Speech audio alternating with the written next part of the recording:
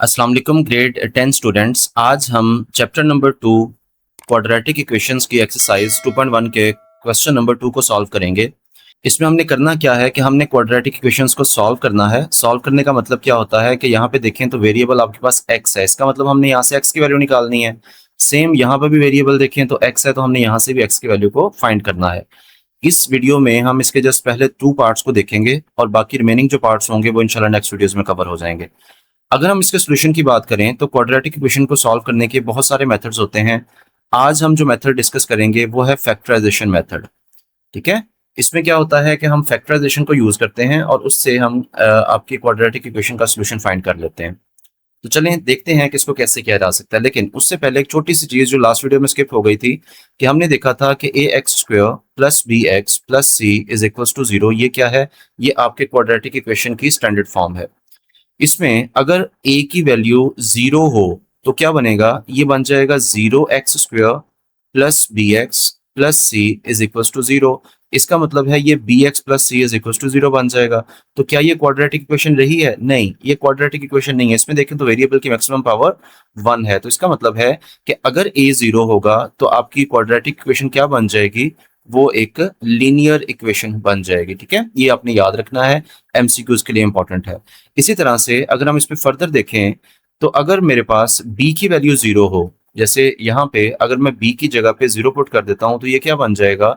ax² plus 0x plus c is equals to 0। और solve करेंगे तो ये बनेगा ax² plus c is equals to 0।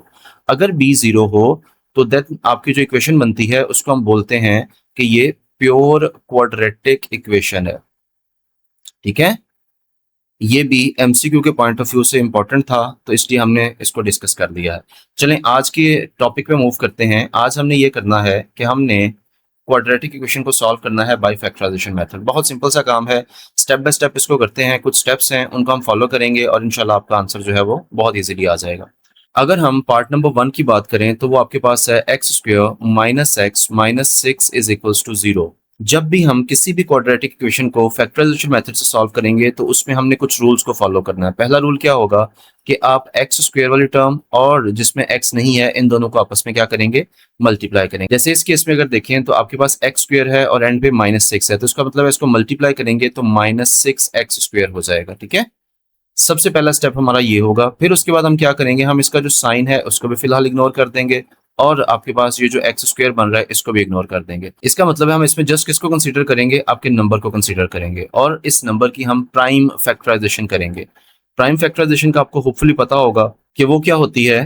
उसमें हम प्राइम नंबर्स के साथ इसको डिवाइड करके देखते हैं कि आपके आंसर क्या आ सकते हैं। ठीक है, जिसमें 2, 3, 5, 7, 11, 13 इस तरह से हम इन नंबर्स के साथ इसको डिवाइड करके देखेंगे कि किस किस नंबर पे कंप्लीटली डिविजिबल है। ठीक है, तो चलें अगर हम 6 की बात करें तो 6 जो है वो 2 पे डिवाइड हो सकता है, तो 2 3s आर 6, इसी तरह से 3 1s आर 3। तो हमारे पास दो फैक्टर्स इसके बने हैं, एक फैक्टर है 2 और दूसरा फैक्टर है 3। ठीक है, ये तो चूंकि सिंपल सा क्वेश्चन है इसलिए इसमें एक ही पेयर बन रहा है। जैसे जैसे हम आगे मूव करेंगे हमें आइडिया होगा कि हमारे पास डिफरेंट पेयर्स बनेंगे, उसमें से हमें कोई चूज करना पड़ेगा। चलें इसको देखते हैं। x² एज इट इज आ जाएगा और -6 भी एज इट इज आ जाएगा, इज इक्वल टू 0 भी एज इट इज आ जाएगा। जो मिड टर्म है इसमें, जैसे ये -x है, बेसिकली हम इसको ब्रेक करेंगे, 2 पार्ट्स में डिवाइड करेंगे। ठीक है, मतलब -x को हम ब्रेक करके तोड़ के 2 पार्ट्स में इसको लिखेंगे। इसी वजह से जो फैक्टराइजेशन मेथड है इसको हम एक और भी नाम देते हैं जिसको हम कहते हैं मिड टर्म ब्रेकिंग। ठीक है, आप अपने अकेडमीज में अपने स्कूल्स में देखेंगे कि टीचर समटाइम्स इस चीज को भी बता रहे होंगे कि मिड टर्म ब्रेकिंग क्या होती है। तो बेसिकली वो फैक्टराइजेशन मेथड का ही दूसरा नाम है। क्यों है? क्योंकि उसमें हम मिड टर्म को, जो सेंटर वाली टर्म है, उसको ब्रेक करते हैं और 2 पार्ट्स में डिवाइड कर देते हैं।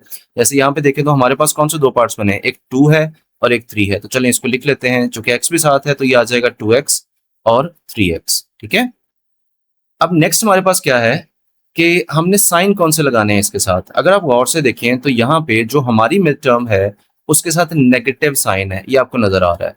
हम क्या करेंगे? जो भी हमारा पेयर चूज हुआ है हम उसके ग्रेटर नंबर के साथ नेगेटिव साइन लगा देंगे। ठीक है, इजी सा काम है। और जो दूसरा नंबर होगा उसको हम खुद डिसाइड करेंगे कि हमने इसको कैसे करना है।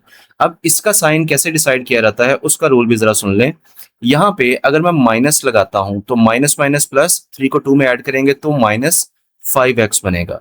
लेकिन हमें तो -5x नहीं चाहिए। फिर हमें क्या चाहिए भाई? हमें ये चाहिए कि जो हमारी मिड टर्म है हमें वो वाला नंबर वापस चाहिए। तो इसका मतलब है यहाँ पे माइनस तो नहीं आएगा। फिर यहाँ पे क्या आएगा? अगर मैं यहाँ पे प्लस लगाता हूँ तो अब क्या बनेगा? प्लस माइनस माइनस, 3 में से 2 को माइनस करेंगे तो 1x आएगा, यानी सिंपल x आएगा। और साइन कौन सा आएगा? जो ग्रेटर नंबर के साथ है, विच इज माइनस। ठीक है, सो इसका मतलब है यहाँ पे हम प्लस साइन को यूज करेंगे। सिंपल सा काम है। हमने ग्रेटर नंबर के साथ कौन सा साइन लगाना है? जो आपके मिड टर्म के साथ है। और दूसरे नंबर के साथ कौन सा साइन लगेगा वो हम खुद से सिनेरियो के अकॉर्डिंग उसको देखेंगे कि हम उसको ऐड करना चाह रहे हैं कि माइनस करना चाह रहे हैं। अब इस क्वेश्चन में अगर देखें तो हमारे पास ये बन गया है x² + 2x - 3x - 6 = 0। अब क्या करेंगे? अब आप इन दो टर्म्स में से देखें क्या कॉमन आ रहा है। इसमें से x कॉमन आ रहा है तो अंदर क्या रह जाएगा? x + 2। इसी तरह से इन दो टर्म्स में भी देखें कि क्या कॉमन आ रहा है। यहाँ से -3 कॉमन आ रहा है तो अंदर क्या रह जाएगा? x और माइनस माइनस प्लस 3 2 6 = 0। अब गौर से अगर इसको थोड़ा सा देखें तो ये भी x + 2 है और ये भी x + 2 है। अगर आपने सारे स्टेप्स को ठीक से फॉलो किया हुआ तो देन आपके ये दोनों जो फैक्टर्स हैं ये बिल्कुल इक्वल आने चाहिए। जैसे इस केस में हमारे पास x + 2 आ रहे हैं। तो अब हम क्या करेंगे? हम देखेंगे कि इस पूरी टर्म में से और इस पूरी टर्म में से क्या कॉमन आ रहा है। तो अगर आप देखें इसको तो इसमें से x + 2 कॉमन आ रहा है तो हम इसको कॉमन ले लेते हैं। बाकी क्या बचेगा? ये x + 2 तो कॉमन आ गया, इसके साथ x है तो यहाँ पे x आ जाएगा। सेम ये x + 2 कॉमन आ गया, इसके साथ -3 है तो साथ -3 आ जाएगा = 0। अब ये क्या सिनेरियो बन गया? अब आपके पास दो फैक्टर्स हैं, दो नंबर्स हैं, एक x + 2 है और एक x - 3 है।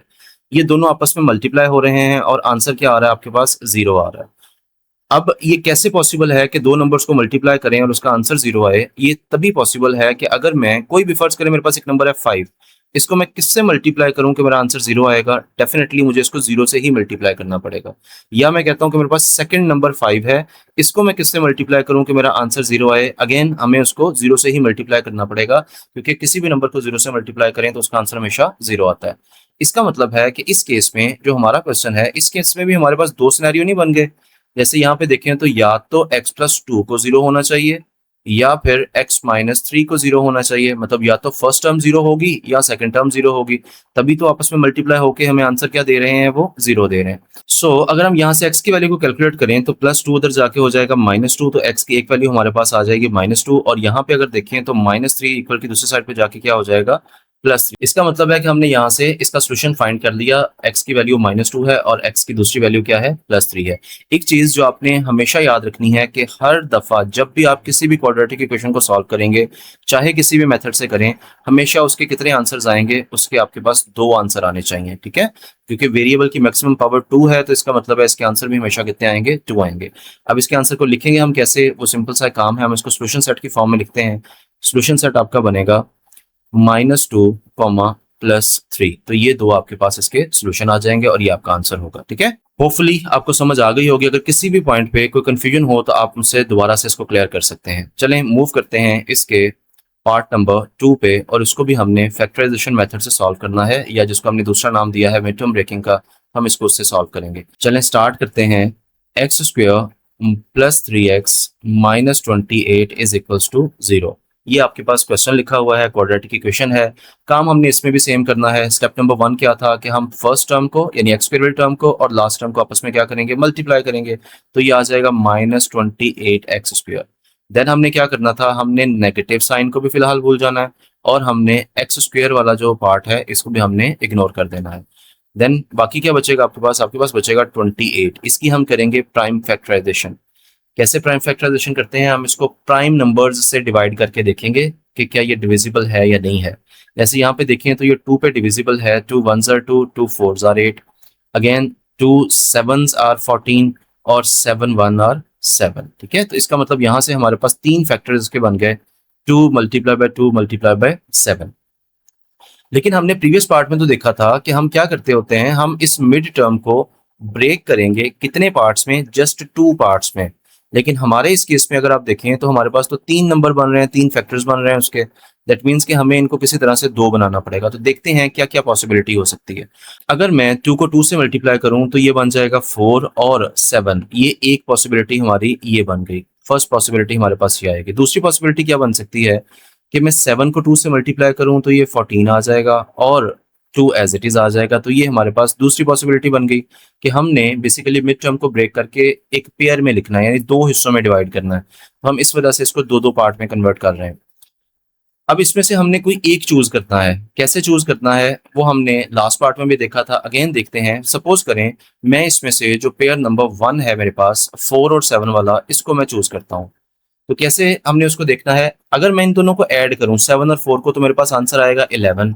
क्या हमारी मिड टर्म 11 है? नहीं, इसका मतलब है ये तो हम नहीं कंसीडर करेंगे। अगर मैं इन दोनों को माइनस करता हूँ, 7 में से 4 को माइनस करता हूँ, तो मेरे पास आंसर आएगा 3। क्या हमारी मिड टर्म 3 है? यस, बिल्कुल वो 3 है। इसका मतलब है हम इसको कंसीडर कर सकते हैं। लेकिन दूसरे पेयर को भी जरा देखते हैं कि क्या ये भी पॉसिबल है या नहीं पॉसिबल। 14 में 2 को ऐड करें तो आंसर आता है आपके पास 16। 14 में से 2 को माइनस करें तो आंसर आता है 12। अब हम अगर अपनी मिड टर्म को देखें विच इज 3x, तो ये ना तो 12 है और ना ही 16 है, वो एक्चुअली में 3 है। तो इसका मतलब है हम कौन सा पेयर चूज करेंगे, हम ये 4 और 7 वाला पेयर चूज करेंगे। तो चलें इसको चूज करते हैं और देखते हैं कि हम इसको कैसे सॉल्व करेंगे। फर्स्ट टर्म और last term as it is आ जाएगी, इक्वल की दूसरी साइड पे भी एज इट इज हम लिख लेंगे। हमने कौन सा पेयर चूज किया है? 4 और 7 वाला। तो चलें उसको लिख लेते हैं 4x और 7x। ठीक है। अब हमने क्या रूल पढ़ा था कि हम इनमें साइंस कैसे चूज करेंगे। जो भी मेरी मिड टर्म का साइन होगा, जैसे यहाँ पे प्लस लिखा हुआ है, उसको मैं खामोशी से यहाँ पे ग्रेटर नंबर के साथ लिख दूंगा। ठीक है। और जो साइन यहाँ पर आएगा इस 4x के साथ, वो हम खुद से डिसाइड करेंगे कि उसने क्या आना है। जैसे सपोज करें मैं यहाँ पे प्लस का साइन यूज करता हूँ, तो प्लस प्लस डेफिनेटली ऐड होंगे। तो 7 में 4 को ऐड करेंगे तो 11 आएगा, लेकिन हमें तो 11 नहीं चाहिए। हमें क्या चाहिए? हमें तो 3x चाहिए। इसका मतलब है यहाँ पे प्लस तो नहीं आएगा, फिर क्या आएगा? यहाँ पे माइनस आएगा। कैसे? प्लस माइनस माइनस, 7 में से 4 को माइनस करें तो 3 आता है, और ग्रेटर नंबर के साथ प्लस है, तो हमारे पास भी मिड टर्म में प्लस ही लिखा हुआ है। ठीक है। तो इस तरह से हम मिड टर्म को ब्रेक करके दो पार्ट्स में डिवाइड करेंगे। अब क्या करना है, अब आप देखेंगे इन दो टर्म्स में से कुछ कॉमन आ रहा है और इन दो में से कुछ कॉमन आ रहा है, तो उसको कॉमन ले लें। अगर हम फर्स्ट टू टर्म्स की बात करें तो उसमें से x कॉमन आ रहा है, तो अंदर रह जाएगा x minus 4। Last two terms की बात करें तो उसमें से +7 कॉमन आ रहा है, तो अंदर रह जाएगा x minus 7 4 are 28 is equal to 0। अब अगेन यहाँ पे देखें तो ये पूरी एक टर्म बन गई और ये भी एक पूरी टर्म बन गई। इन दोनों में से भी देख लेते हैं कुछ कॉमन आ रहा है। जैसे यहाँ पे देखें x माइनस 4 है, यहाँ पे भी x माइनस 4 है। इसका मतलब है हम इनमें से x माइनस 4 को कॉमन ले सकते हैं। तो अंदर क्या रह जाएगा? एक यहाँ पे ये जो x बचा हुआ है ये रह जाएगा, और यहाँ पे जो +7 है वो आ जाएगा आपके पास। ठीक है, इज इक्वल्स टू 0। अब फिर से वही काम कि आपके पास दो नंबर्स हैं या दो आपके पास फैक्टर्स हैं, दोनों आपस में मल्टीप्लाई हो रहे हैं, और मल्टीप्लाई होने के बाद हमें आंसर क्या मिल रहा है? उसका 0 मिल रहा है। ये तभी पॉसिबल है जब इन दोनों में से कोई एक 0 के इक्वल हो। या तो x माइनस 4 0 होना चाहिए, या x प्लस 7 जो है उसको 0 होना चाहिए। इसका मतलब यहाँ से हमारे पास दो सिनेरियो बन जाएंगे।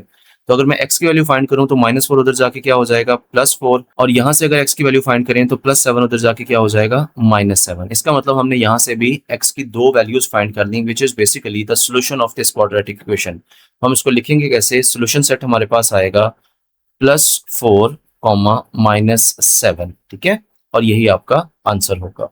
होपफुली आपको समझ आ गई होगी। और अगर आपने अभी तक चैनल को सब्सक्राइब नहीं किया, पेज को फॉलो नहीं किया, तो काइंडली सब्सक्राइब करें, पेज को फॉलो करें और अपने दोस्तों के साथ वीडियो को लाजमी शेयर करें।